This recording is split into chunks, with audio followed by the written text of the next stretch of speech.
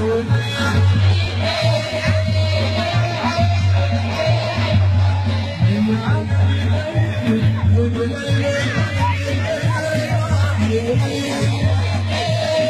are in Meroe, on the east bank of the Nile, 215 kilometers from the confluence of the Blue and the White Nile, located in the present-day Sudan, the capital of ancient kingdom of Kush, which existed from around 10th century BC until maybe the 4th century AD.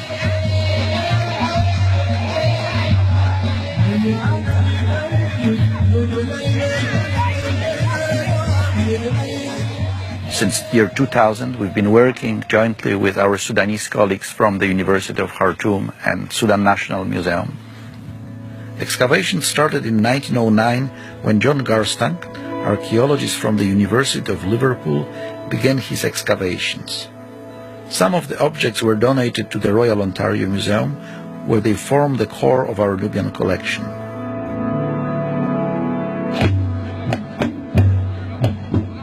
We employ local people for excavations, for digging.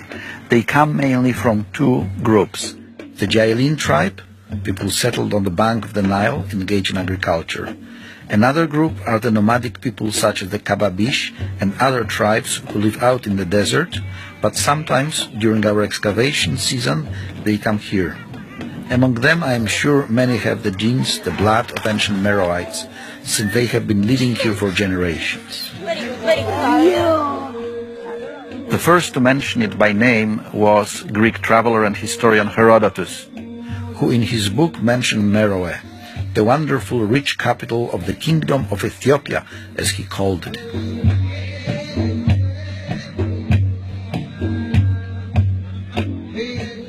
There are only two capitals of the kingdom of Kush. The early one was established at the site of the temple of Jebel Barkal. That's its modern name. But its ancient name was Napata. It was established perhaps in 8th, 9th century BC as a Kushite town, but the temple was actually built by Egyptian pharaohs when they conquered Nubia.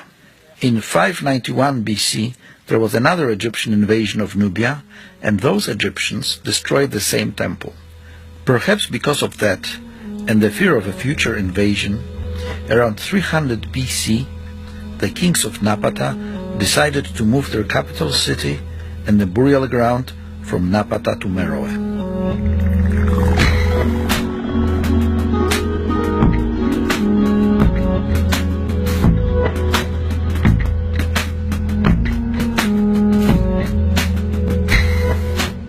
The northern group of pyramids is the group containing the largest number, maybe 53 pyramids altogether, although not all of them survive to present day.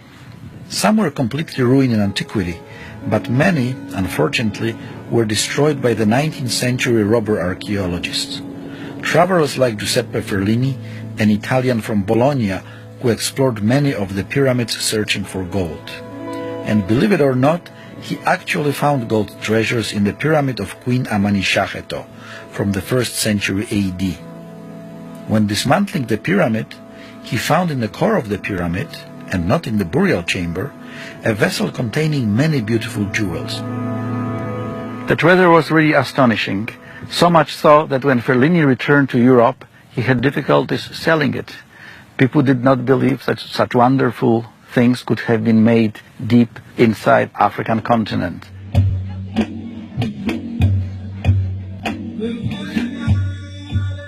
In front of the pyramids, the kings or queens would erect chapels with scenes depicting the funeral and representations of a ruler on his way to the afterlife. They really relied on Egyptian model. Not only the scenes were those from the contemporary Egypt of Ptolemaic rulers, but the texts were also written in Egyptian. The shape of the pyramid is also interesting because they are once again different from the Egyptian pyramids. First of all, they are smaller, but they are also much steeper. And the point at the top did not end in a pyramidion, but rather there was a strange round structure, perhaps to reflect a sun disk, or the association between the dead ruler and the sky and the travel in the company of the sun god Ra.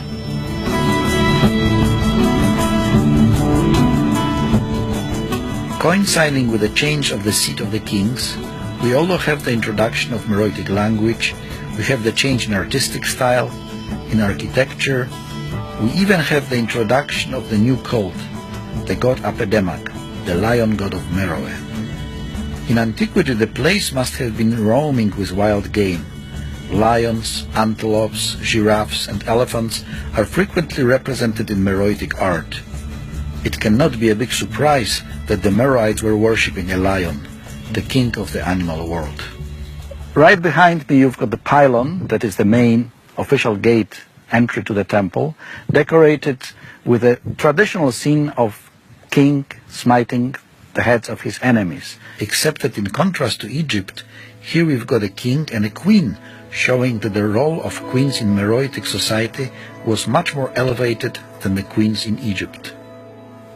On the south wall, we can see 5 divine figures welcoming 3 royal personalities: the king, King Natakamani, followed by Queen Amanitore, and behind them the young prince. They are welcomed by god Apedemak. Here you have a chance to see a magnificent temple of a Meroitic god Apedemak as it was in its natural setting.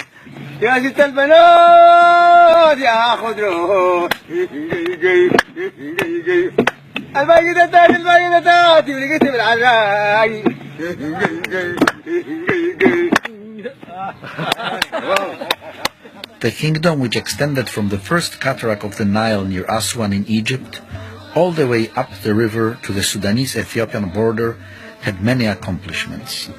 We can admire today the remains of their cities, temples, pyramids, and palaces. The Meroites produced beautiful art, beautiful jewelry, objects of daily life, many of them now in museums, including the Royal Ontario Museum. Archaeology of ancient Sudan, also developing, is still at its early stages. There are whole cities to be discovered, temples to be excavated.